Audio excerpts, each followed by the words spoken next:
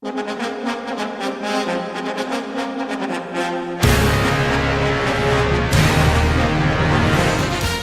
listening to 90.3 WHPC, the voice of Nassau Community College in Garden City, New York. I'm Bill McIntyre here with Jon Gallo, bringing you news stories about Long Island and about Long Islanders.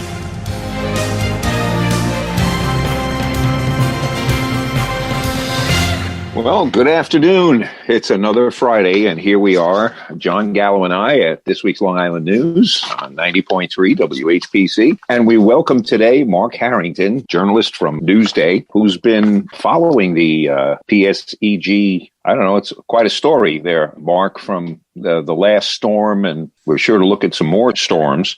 Maybe you want to let us know and tell us what you think is going on. It's been a busy week for PSEG News, and I think the most surprising part is that after Tropical Storm Isaias during the summer in August, I think a lot of us were people were very angry. A lot of customers were out. They couldn't get restoration times. Something like 646,000 customers lost power over the 8+ days. But we had the sense all along that PSEG, while they were having some real problems, that they were working to fix them. And I think that they honestly were, but what the conclusions that they gave us, or the assurances that they gave me, certainly, and customers as well, was that they were ready for the next storm. Things were okay. We fixed it. We've addressed it. We're very sorry.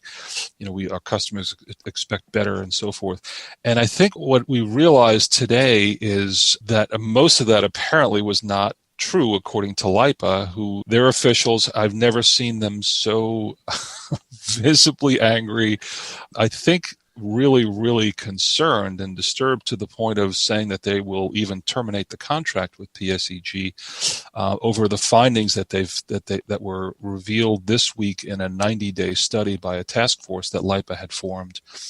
Most serious of all the findings, I'll start with, is that they're not prepared for the next storm. That the problems that plagued their response to the tropical storm are still evident today. There's still major problems with their outage management system, which essentially is the control center for them responding to storms. The system does not have the capacity to handle, hundreds of thousands of calls all at once, or data points coming into this system. And what LIPA discovered well into this is that PSEG had done an upgrade on this system 2 months before the storm, and the upgrade was not working. Version 6.7 had some real problems, and they never notified LIPA, and they sort of went ahead with the fix anyway and tried to, I guess, repair those things. But by the time the storm came, the system was broken. It was already backing up with calls and data points, and when the storm hit, cascading failure, everything just crashed. Not only that, telecommunication systems crashed as well. So just a pretty amazing set of circumstances. Oh, yeah. Yeah. We heard stories of people who would call in, and then apparently someone would take the call, and then that would be transferred to New Jersey for someone to respond. And then they would call back from. Is there no headquarters on Long Island for? Well, there is a headquarters. I mean, what happens is we pay about $60 million a year for PSEG to manage the system, and what that gets us is essentially 20 or so high-level people who are, most of them from the New Jersey headquarters, who come here. They're based in Uniondale. Some of them live on Long Island. Some of them are still living in New Jersey. But they come here and they essentially operate a headquarters out of the same headquarters that LIPA operates in Uniondale. Okay. And so those people come here. We pay them the $60 million. They are essentially running the system.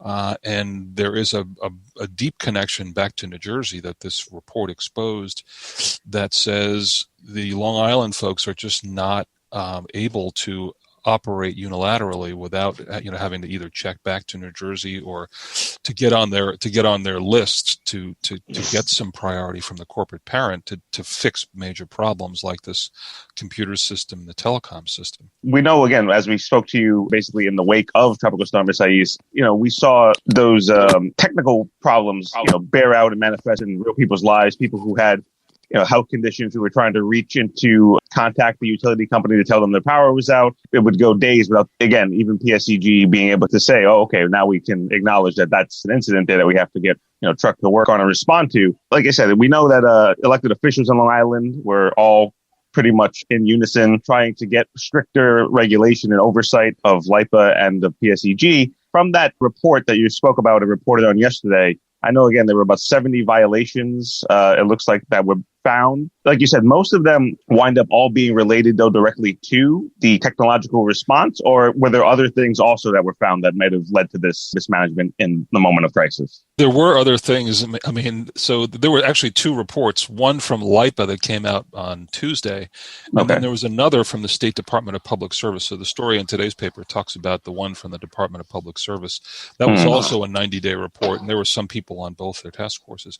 I think one of the things that struck me most vividly in the LIPA report was how inefficient they were at getting crews out to repair jobs. One of the findings was that there was something like 8,000 what they call truck rolls. So they send a truck full of crew, workers out to an outage location and say, okay, look, there's an outage there. We got a report of this. Yep. The crew, in something like 8,000 cases, crews went to locations where there was supposed to be outage, and either the outage had already been fixed, or there just was no outage. So part of that is the outage management system. It was essentially dumping all new, all the updated data, so that they couldn't keep a good record of that. So think about the inefficiencies of sending these crews. And meanwhile, there's still hundreds of thousands of people with legitimate outages still waiting for service. So they just wasted all the time of those crews. Yeah. In some cases, it's and they said for every one effective outage, there were 2 false starts, 2 rollouts. So you think about people who are sitting in the dark, elderly people sitting in the dark waiting for a restoration, and meanwhile these guys are going to other jobs that just weren't efficient.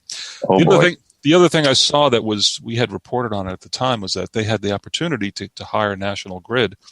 National Grid has about 1,000 workers who can come in. They don't work. So the utility is run, the electric utility is run by PSEG. National Grid used to run the utility. They lost the contract for similar reasons after Superstorm Sandy. So National Grid now essentially operates and owns the power plants on Long Island, but it also runs the gas system. But there were roughly 1,000 people, unionized people, who could have come in and been hired by PSEG to do damage assessment and to get solid early survey work done to tell PSEG where the problems were. Right. Have these people to do all kinds of work, but mostly survey assessment and those things. PSEG early in the storm determined that they did not need those people and did not hire them. So there was 1,000 people on Long Island who know the area who just were not used. And so LIPA said this really needs to be looked at. Yet, need to train these people. We need to be ready to use them.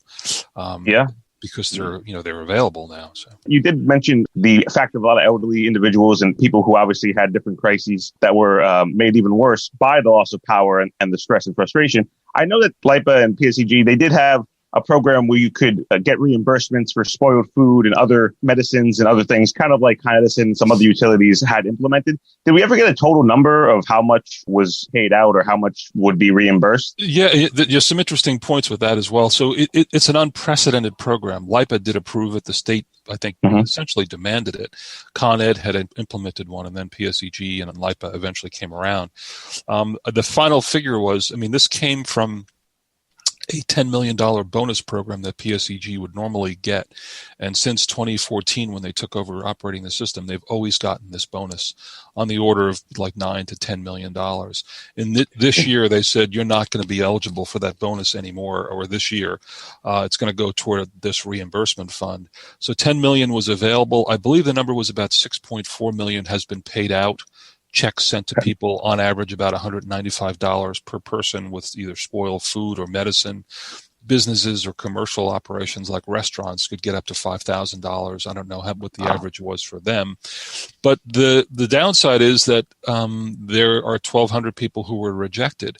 who did not get a reimbursement. And for one reason or another, you had to show some sort of, well, at the very least, you had to list it. You had to have an outage, I think, for at least 2 days. Yeah, right. Something like that. The day of the storm. So they may not have been eligible. LIPA has demanded that PSEG provide them with a list of those who were rejected. They haven't gotten the letter yet. And an explanation as to why, so that LIPA can go through it and say, hey, look, maybe you should pay this person. It's interesting to me that just in my experience, most restaurants already have insurance for lost food. Oh, interesting. Whether they lose a generator or they lose their own electricity, because if you, like a seafood restaurant, they lose all of their stock in a day, you could be talking about $40,000. Exactly. Yeah, it's a huge number. So this may actually just help placate. But I think either way, whether they have insurance or not, I don't think that actually came into the equation. No, but think about it. A homeowner doesn't have insurance for that kind of thing. Right. A business deductible. Right. A deductible wouldn't cover that. So one lady that I know lost 2 refrigerators full of food because her power went out. So she threw it all out. She replaced it when the power came back on, and then it went out again. Oh, yeah. They were only offering, I think it was $200 or something. It was $250 right? if you had records like photographs or receipts. Up to $250. If you didn't, I think it was $150. So I know, again, working in constituent services during that storm in Queens, just seeing that there were a number of people who were still kind of in pandemic mode, and the people who had the ability who had maybe, like you said, a second freezer full of groceries, just because we were still closer to the heart of that peak back in the spring. A lot of those people, like you said, the $250 wasn't going to cover, a family of 5 that, had a prepared kind of emergency strategy there. Like you said, so it's better than nothing, but it certainly left a lot of people who still felt like, oh, well, what about me? Don't I fit into this category? But not always, apparently. But it was one of the things about it is that it's really unprecedented, and you'll see. I mean, I've written stories about this in the past. Mm-hmm. You really had to show, and it's not easy to do, to get any. There's a whole claims process with the utility, both through PSEG and previously through LIPA, National Grid. The records have shown over the years that your ability to get any kind of reimbursement for anything is very, very small. They said at one point it was like 15% of people get something. I don't think that actually is an accurate number. I mean, to show gross negligence on the part of the utility, that they almost intentionally did something to hurt you. There was a woman from Baldwin Harbor they were working on her neighborhood, and a surge came through her house and took out light fixtures and appliances and all sorts of things. Yeah, we heard that. And I wrote about it. She had put a claim in, rejected. I think some other neighbors had put a claim in as well, and then she sued, and it got some publicity. The judge awarded her $5,000 for her losses, and it was a rarity. Her name is Marion Goldstein in Baldwin Harbor. She essentially set a precedent for going, just pursuing this through the small claims court.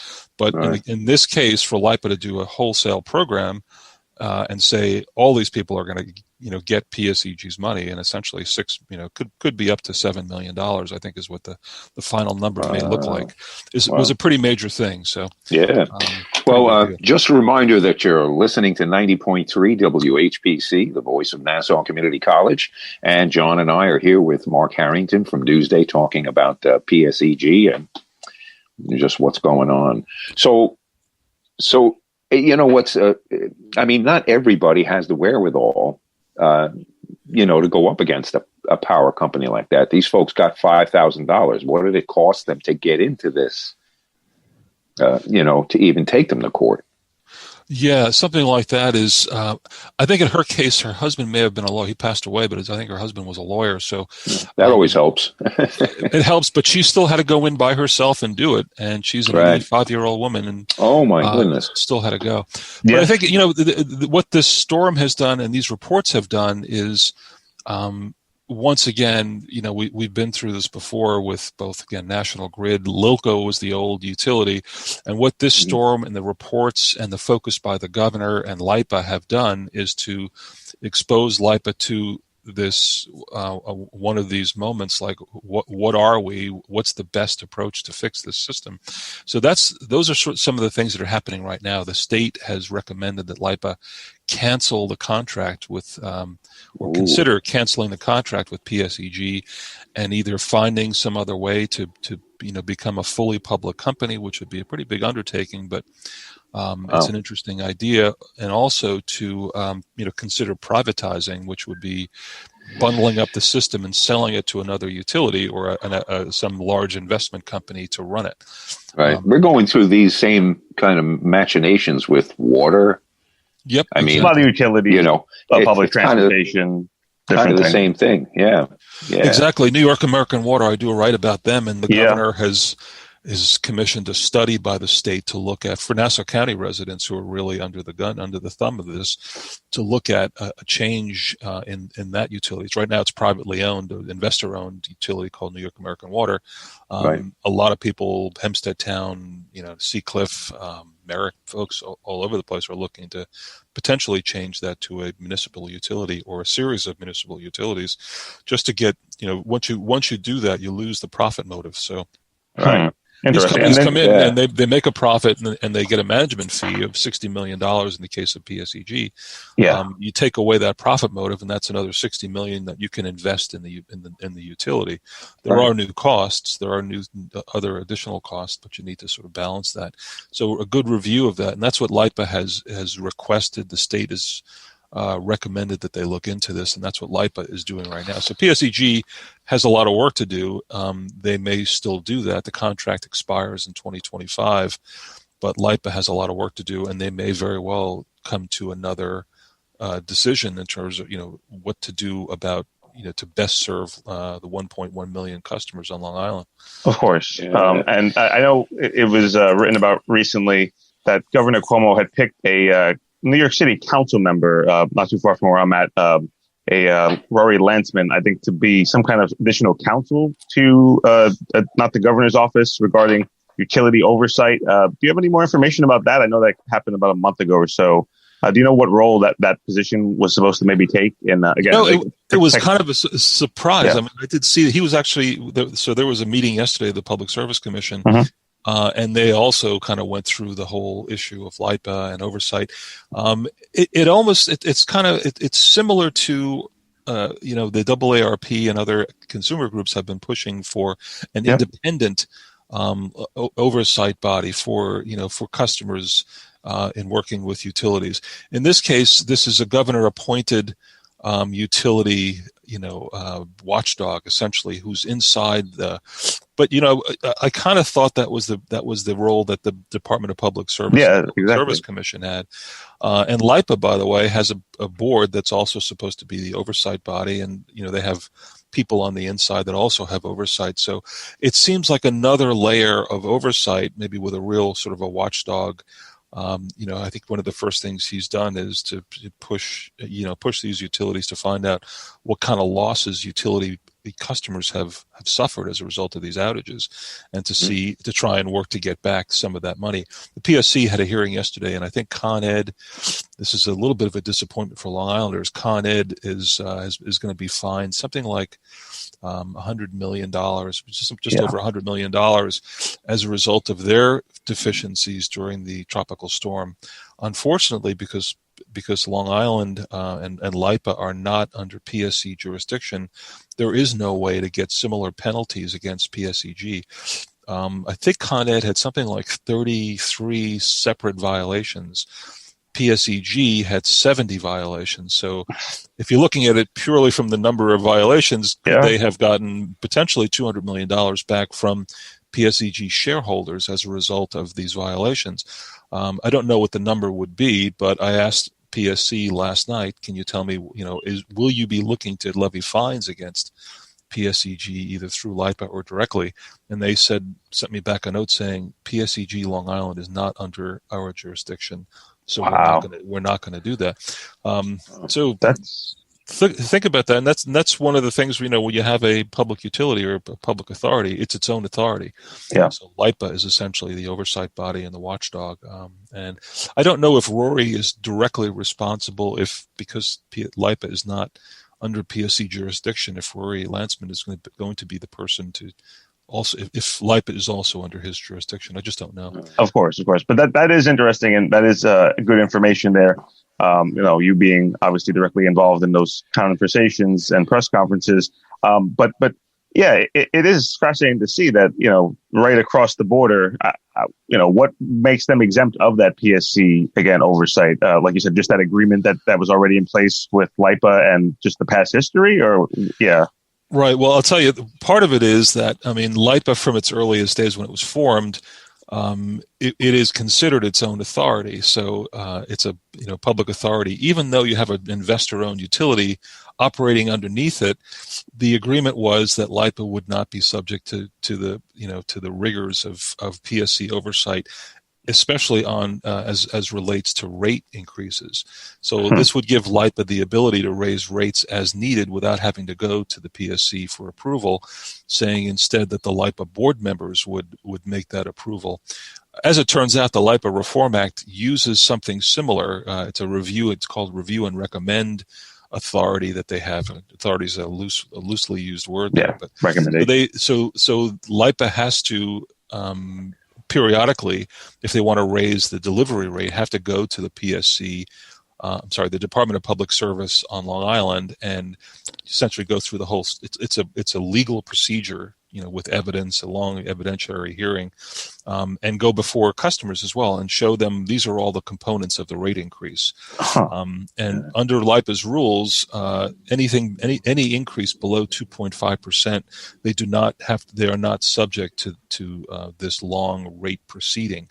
So they can annually increase your rates up to 2.5% plus adjust all these other measures on the bill and still not be subject to PSC review. So it was just something that was built in. I'll tell you, Wall Street loves it. They love the fact that LIPA is not subject to this, because it's just another way to, it's a resistance or a barrier to increasing rates as much as you need to make to make all your bills and to be, financially solvent.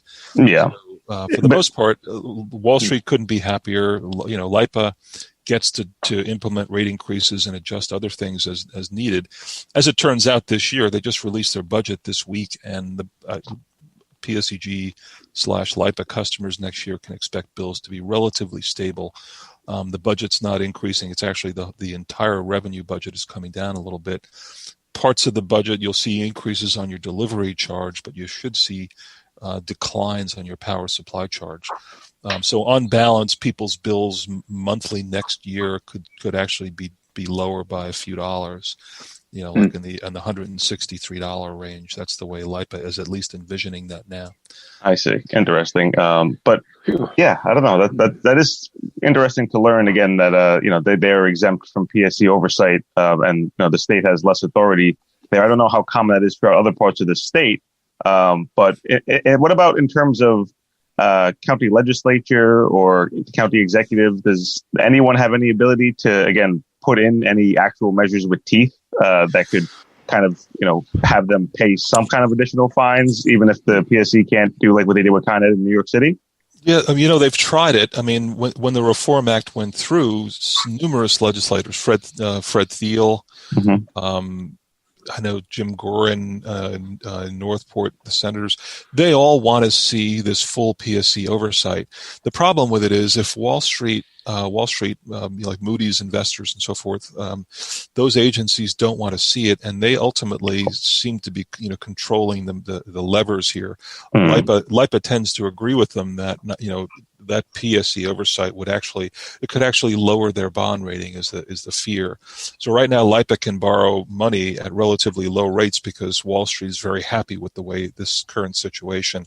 More oversight means more potential costs and less flexibility to raise rates.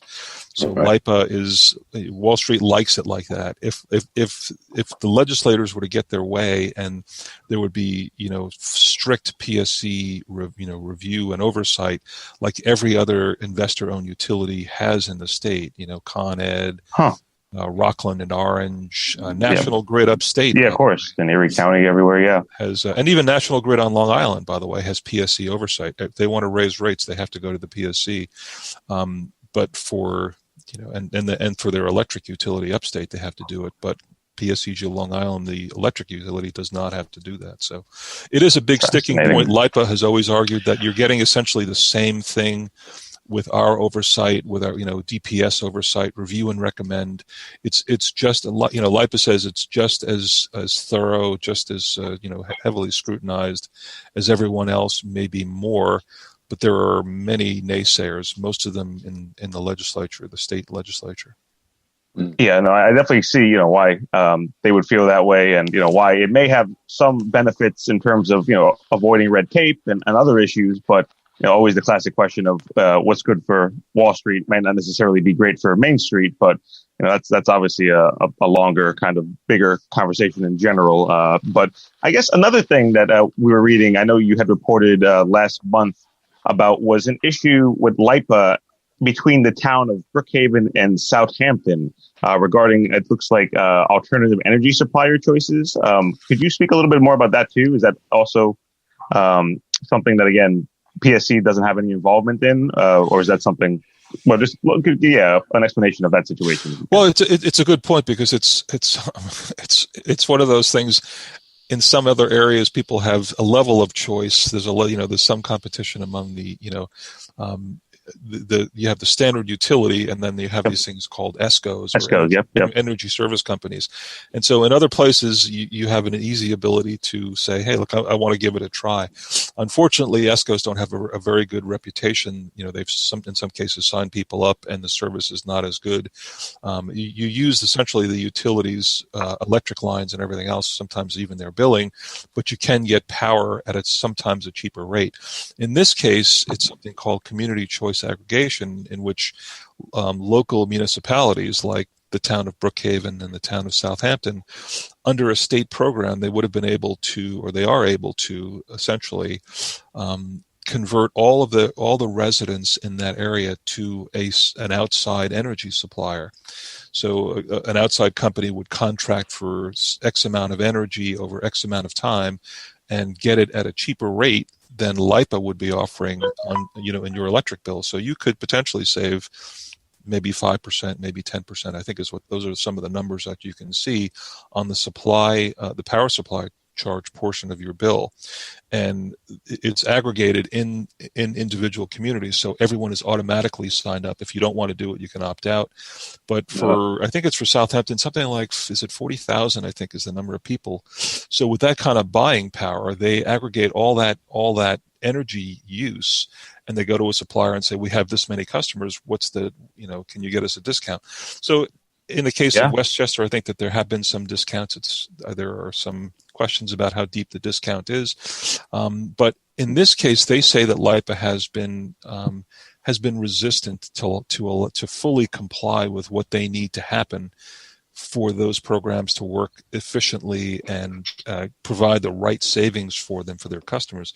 So LIPA did, they changed their rules somewhat, but there's still elements of this that have made it difficult for the towns of Brookhaven and Southampton. I think even East Hampton, and I hear that Hempstead is also considering these programs, but you can't do it if there are barriers, and that's what they feel, that they've said this all along, that LIPA has been a barrier, even though this Public Service Commission in the rest of the state, which is subject to PSC jurisdiction, has said that this has to be available in this way for the entire state. Yeah. Only Long Island does not have this competition, this ability. I mean, they say that essentially LIPA operates as a monopoly here.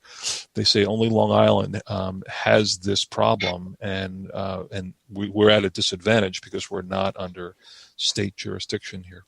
Interesting. Now, that definitely is something to keep tabs on, like you said, because obviously not just the rate decrease in the savings that there could be, but the ramifications of the kind of push for sustainable energy and alternative, clean burning sources. Yeah, exactly. That Southampton really wants to have. Yeah, that's their goal, was to try and get both, more economic energy, but also greener energy, and you can buy attributes from suppliers across the state or in the of region. Course. And Suffolk County, I know, is positioned itself to be part of the wind kind of economy, if you want to call it that. But with all the plans for getting renewable resources from our local environment, it does seem like a bit of a disconnect, I guess pun intended, between the utility and the ratepayers in the community who seem to want it. So that is a bit odd. I have a question in your article from I guess it was Thursday. At the very end, one of the trustees, Sheldon Cohen, suggested that the findings and recommendations indicated that LIPA was beyond the relationship we had with PSEG and moving into a different phase. What does that kind of mean? A different phase? Yeah, different phase. I mean, I think what they were suggesting was that we sort of went into this with, very trusting and thinking that PSEG had this nailed. And we were very kind of trusting of that. And they assured us that there were no problems. I mean, I've been at the meetings where, we talked about they talked about how the customer satisfaction levels were just steadily increasing. Everyone was happy. The systems, we were prepared for the next storm. And I think that the feeling there is that we were trusting and we didn't verify.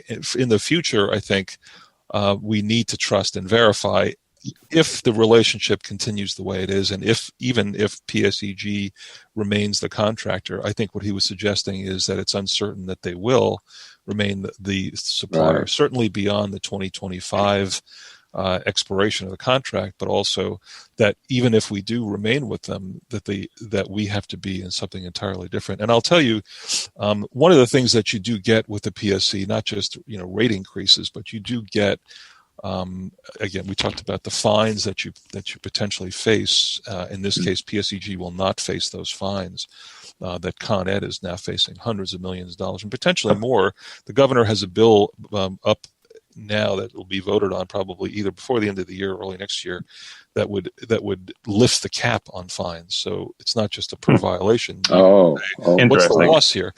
But anyway, so I think what he's saying is that we need to have more oversight. Unfortunately, the Department of Public Service on Long Island, there's a whole office there that is supposed to be the oversight body for PSEG, and they're supposed to look at the storm reports.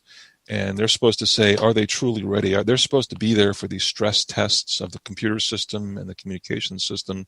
And by the way, so is LIPA. I mean, LIPA is an oversight body. So the question was, did we trust too much what PSEG was telling us verbally, as opposed to hiring or having independent mechanisms to go in and say, you know what, we just stress tested your computer system and it didn't work. It's not working. So what he said was eyes wide open, and I think that's the order of the day. Keep the eyes wide open, verify. Interesting. Definitely always good advice when it comes to that much money, especially. Well, and again, just a reminder, you're listening to 90.3 WHPC, the voice of Nassau Community College, and we're here with Mark Harrington from Newsday. I'm curious, Mark, this is an old story as far as the way it kind of worked.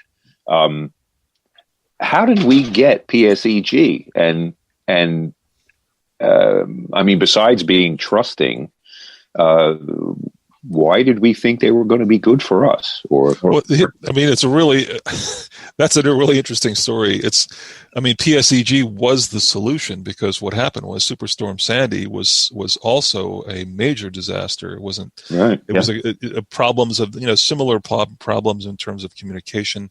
In that case, we had sort of an antiquated computer system. It didn't break down. It just it was old and not really able to work with the outages, which were much greater. The outages were double for Sandy. But the reason we have this public-private partnership, LIPA is essentially a public authority. It's a very unique relationship to have a public authority with a private company, investor-owned company, essentially doing all the work with a public authority as the owner of the system, which is what LIPA is. In 1998, LIPA essentially bought an investor-owned utilities grid operations from Lilco. So LIPA essentially came along. The deal was we buy the system, the wires and the substations and the grid essentially, and we hired a company called Keyspan, or MarketSpan at the time, but Keyspan, to operate it for us. And it's essentially all the same. It was essentially the same people from Lilco who were just converted over to this new Keyspan company. And Keyspan ran it from 1998 to 2007 when National Grid came along. So National Grid bought essentially all the assets of Keyspan, $7 billion, I think the number was, in 2007. They negotiated a new contract in 2007, and National Grid became the owner. Happens, then here comes Sandy. It was such a disaster that the LIPA said, we're going to put the contract out to bid for the first time. So they put the contract out to bid. They were so upset with, angry at National Grid that they awarded the contract to PSEG. PSEG had much better corporate structure, higher customer satisfaction levels, everything else. So they were the answer to the problem. It looked good on paper. And the next phase looked great on paper, but here we came, the first real big storm. This was the biggest test. And some people say it could have been a lot worse. I mean, it didn't rain. Essentially, it was just peak winds of 70 miles an hour. But most of it, I mean, the rain that was predicted never came. And by the way, PSEG got out in front of most other utilities in terms of hiring outside workers to come here sooner, so that by the time the storm was, raging here, they had, I think there's something like 1,600 people on the way from other utilities, where Con Ed had relatively few, 130, I think, were on the way. So PSEG did some good work that way. But when it came down to, I mean, the real crux of it was what LIPA says was mismanagement, starting with the failed, the way that they pushed through the computer system, and the fact that everyone on Long Island was essentially reporting up to New Jersey, and New Jersey, according to LIPA, had essentially absentee management for us here on Long Island. So their priority was New Jersey, where their core utility is. It was not Long Island, and LIPA says that has to change. They need to hire more people. They need to have a dedicated Long Island chief information officer who knows how to fix the system. They have to do a lot more stress testing of the system. But ultimately, if they can't do these things, they have to go. And who comes next, I don't know.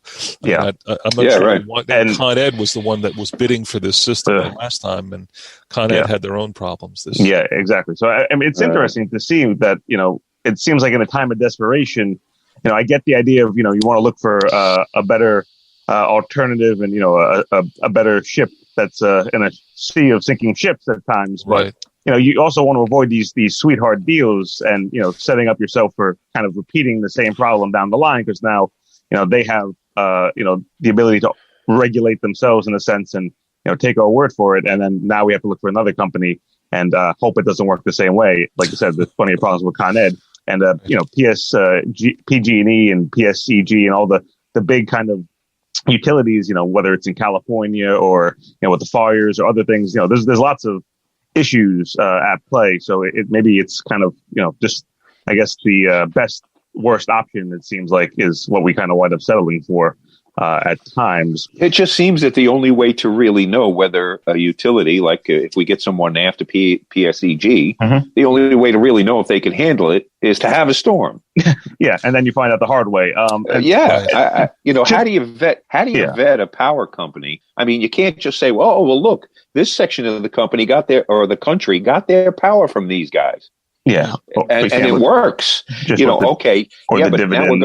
we're gonna move you into the mountains. I mean, and then to say that the statistics from one area don't necessarily just work somewhere else.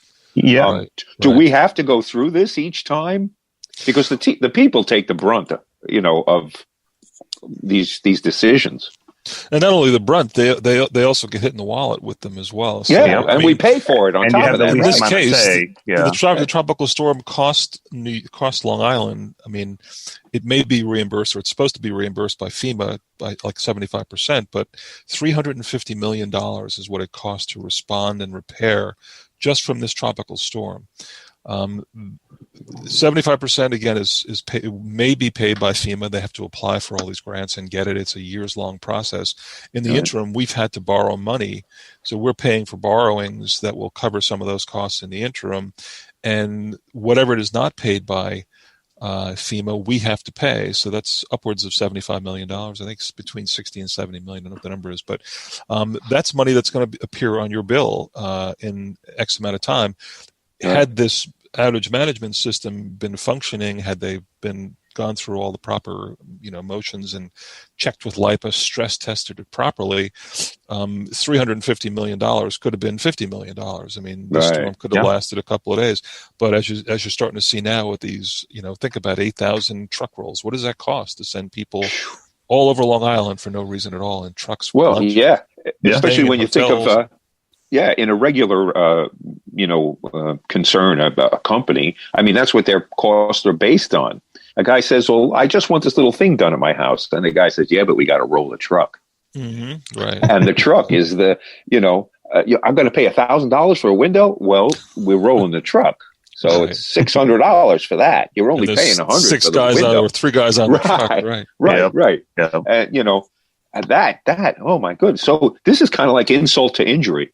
Not only and it does hurt, right? You're right. Yeah, not only were we the ones that lost the lights, and what's funny? It's not funny, but it's my thought is it always goes to that guy who might be in an iron lung someplace. Mm-hmm. Yeah, and he has a backup generator that's going to last him maybe 4 hours.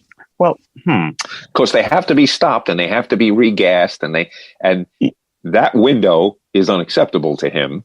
And I always think of that. There are people that don't have it; they have to have electricity. Of course, There's to that point, Mark, there is a program I know, right? Correct. I know Con Ed has one, but there's essentially a way that individuals who may be in that type of situation, who have very severe health needs that require electric equipment, where they can basically opt into a program where they're like a priority customer for when these types of situations happen.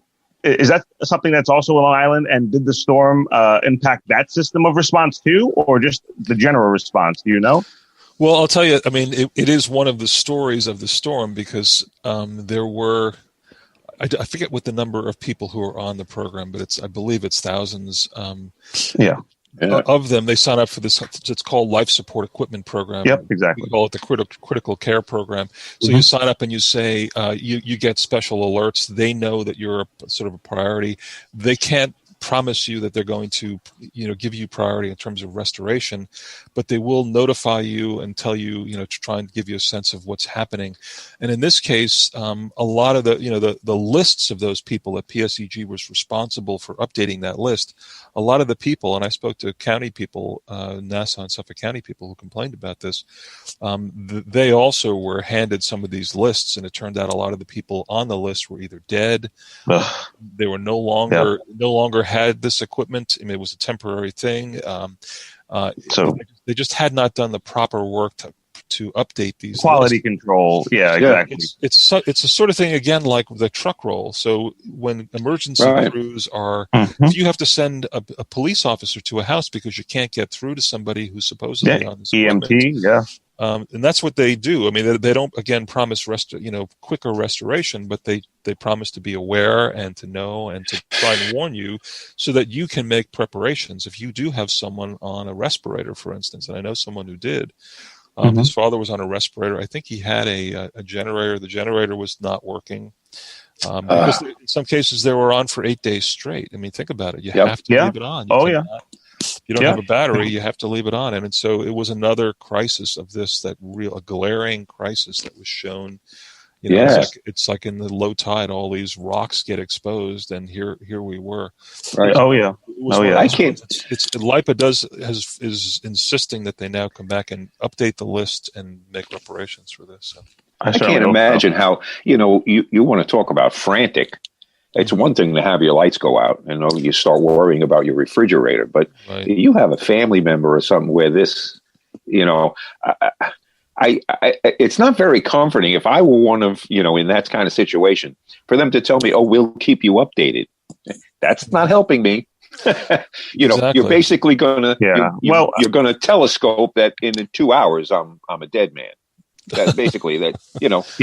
That's what your information is going to do for me. You need actions, not just words and thoughts. I know, again, just from hearing different conversations, I know legislators also talked about, and just consumers, about the potential for these types of customers to have maybe like an emergency battery kind of installed at the home, or some kind of kind of plan that again could hopefully avoid this down the line. And just to segue, I know we have a little bit more time left, kind of getting towards the bottom of the tank here, but with time. But point being, I know we had a storm. It was small, but it was pretty severe, the winds in the last week or so.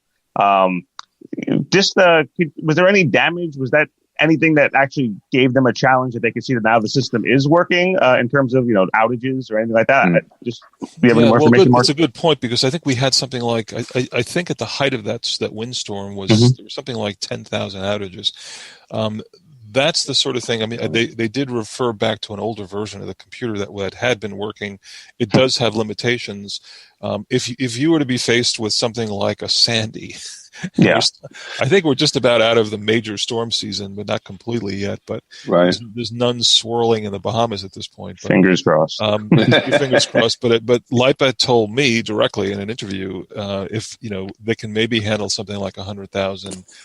Top end 200,000, but if we were to be hit by 500,000, the system would crash again. It would hit the same walls, and there's no confidence right now that they have an ability with their computer system as well as the communication system for taking incoming phone calls and handling all the texts, that they're not confident at this point that they're prepared. So, okay.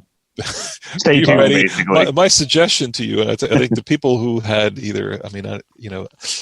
I've seen there's a new version of this. I won't mention the company's name, but I do hear that there's it's a combination of a solar system, a battery backup, and a generator. And that's the way that you can assure that you have all your bets covered. You can essentially, because you can turn off the generator during the day if the sun's shining to recharge your battery. And if the battery runs out at night, the charger comes on. So it's managed. It's essentially your own utility. And I've heard people say this, continually. There's a lot of people, I wrote a story about the number of people who are buying generators. Right. Storm. It happened after Sandy. Thousands of people got generators.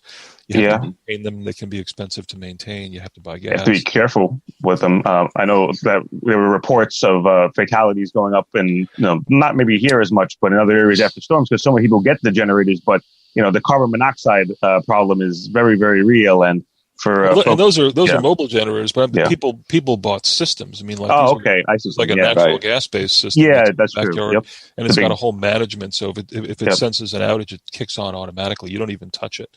Okay. But in this case, there's the latest version of this, and I really should write about it because I found it pretty interesting. Has got 4 components. Those all self-contained: battery, solar. And a generator and a management system so that you're ready to go. Yeah, right. I don't know, but think about that. I mean, I guess you could essentially cut off from the grid, except that LIPA power is cheaper than that. Yeah. Oh, for now, let's see what happens. Hopefully, if it comes to scale. But okay, let's remind our listeners now that they are listening to this week's Long Island News here with Bill McIntyre and myself, and we are here still with Mark Harrington, the Newsday reporter, covers a lot of environmental and specifically utility company beat. So I guess I wanted to also, ask, I know, let's maybe segue too to, in the time we have left here, some of maybe now going ahead in the future. But one other thing I did see that was announced recently, and I know something that you've covered and Newsday reporters have covered for a long time regarding the water quality and specifically the issues with nitrates and the runoff and things like that. There was an announcement made, I believe, about the Bay Park conveyance project, almost $500 million for the project, and it's supposed to have some kind of positive impact on the local ecology. Could you speak a little bit more about what happened in recent days about that? I have to tell you something. I didn't work on the story, so I'm not that familiar with it. I have to admit, I don't cover it that closely. There are people there who sometimes it's a beat reporter, sometimes it's also the people who are specifically on the water beat. I cover New York American Water as a utility, but I don't cover like water. Right. Yeah, no, I know we've talked a lot with Paul LaRocco and David Schwartz again with like the Grumman water stories and a lot of those other are your stuff. guys. Those are your guys. I did write about the horseshoe crabs, which are making a little bit of a comeback on. That's important. That is an important story. And there are people who are watching it pretty carefully. So I think they're working with the fishermen and other folks. Are there still fishermen out there? Oyster farmers. Still, yeah, they're still out there. I mean, it's been a tough year for everybody. I'm working on a couple of stories now about looking at this year, how difficult it's been. But they do. I mean, horseshoe crabs specifically, yeah, they do. They use them for bait to catch, right? Conchs or whelk. It's what they use for scungili. So they're kind of important for that. But they are down, sort of down in numbers, and they want to really reduce that harvest. But fishermen generally have had a tough year with restaurants closed. A lot of their business goes, the bulk of their business is from restaurants. Right. So even while the summer was pretty good, with more lockdowns coming in restaurants right now, it's looking very, very hard for fishermen. I hear the Fulton Fish Market or the new Fulton Fish Market, I hear is trimming back considerably because of potential restaurant closures, and that affects Long Island fishermen all across the I'm more questioning the supply side. How is the bounty coming from the fishermen? It's still out there, believe it or not. I mean, this year has been, one of the things you see if you look at, go to the beaches. I've never seen it. My wife and I saw it recently. Actual whales on beaches, and they're there because the bunker population exploded, so that the amount of bait for fish all around Long Island has seen record numbers. It may be because of tightening regulations that prevent the big ships from coming here and just scooping them up by the metric ton. That may be part of it, but there are more bunker, and that has brought whales, that's brought dolphins. It's you see this. That's good to hear. Some of these guys, the fishermen as well, have not done poorly. I mean, the only real limitation is market limitations, I think. So they've bluefish restrictions. Prices were down in the spring for some of the fish because the fluke market was down a bit because of the inability to have people who could fillet these things for the restaurants. So prices. I'll tell you that's good to hear. I mean, because as a kid, I remember going out with relatives from, let's say, out at East Quogue, and getting on a boat and going out at 10 o'clock in the morning and coming back by noon or 1 with 3 bushel baskets full of clams. I mean, we had enough food to feed, say, 40 people in a 3-hour thing. And I know in recent years that's been tough to come by. So my impression was always that, the seafood was down as far as their take from the water. Well, I'll tell you this. I mean, except for some areas on the farther east end and pockets, lobsters in the Long Island Sound are, for the most part, have been wiped out. We used to have a lot of lobsters here, guys. Right. We used to have a lot of lobstermen. There are very few lobstermen who fish the Long Island Sound, with some exceptions. Areas of north, people who know some spots, but the numbers are severely cut short. Striped bass, I hear mixed things about striped bass. Good reports, bad reports. I don't really know that. Bluefish last year they cut the limit on bluefish because it was so either they moved offshore or they were so heavily fished, but they cut the quota essentially in half. And for the first time, people were saying, "What, restrictions on bluefish? They're everywhere." Not what you want on your hook, but I guess Black sea bass are up. I think I hear people doing really well. It was a good year, I think, for squid.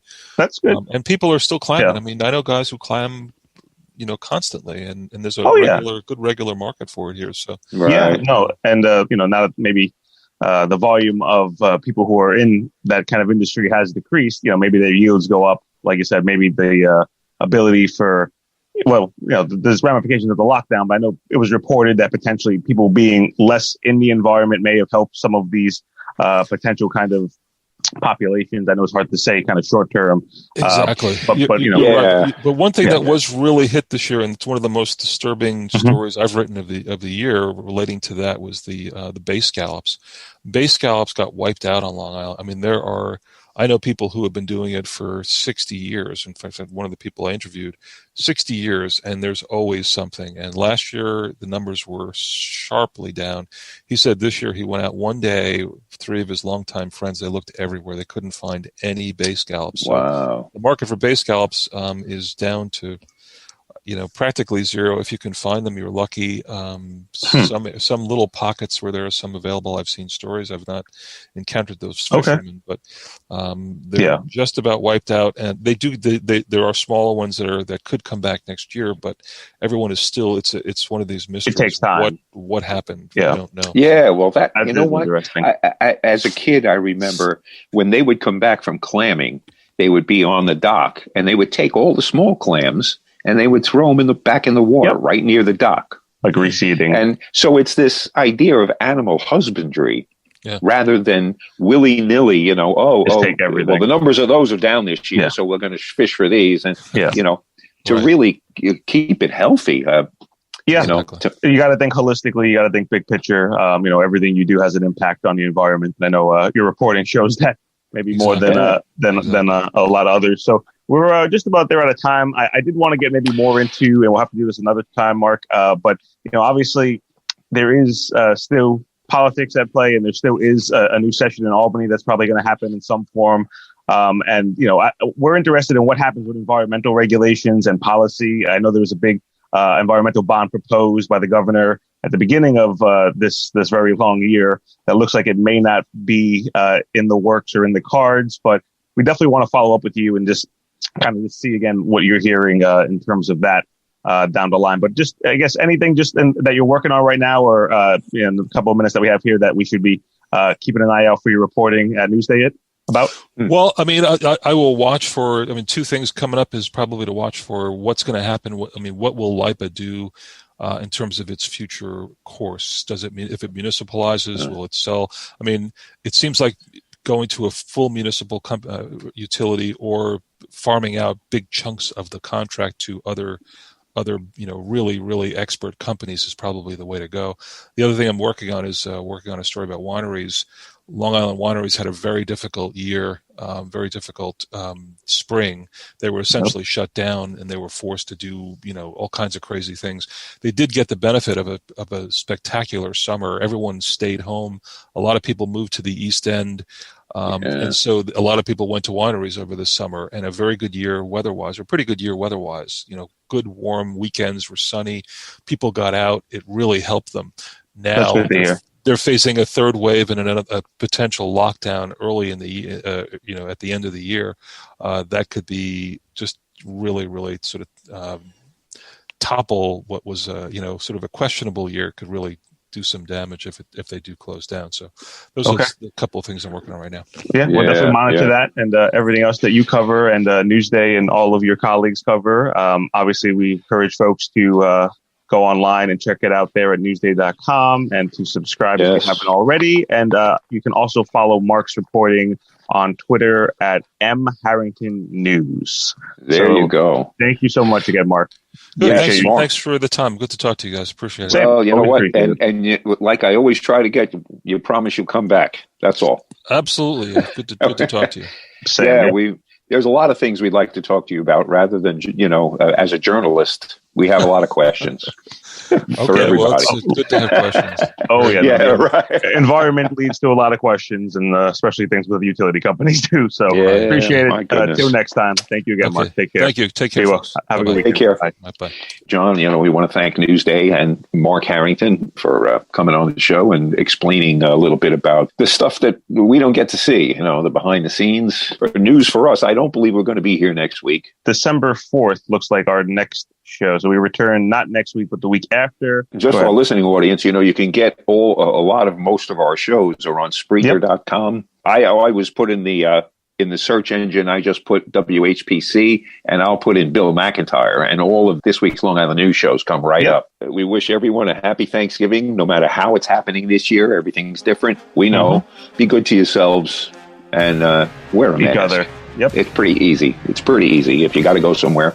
Other than that, just the regular reminder that you've been listening to 90.3 WHPC, the voice of Nassau Community College in Garden City, New York. I'm Bill McIntyre with Jon Gallo, and we'll see you next time on this week's Long Island News right here. Take care, John. Take care, Bill. Take care, everyone.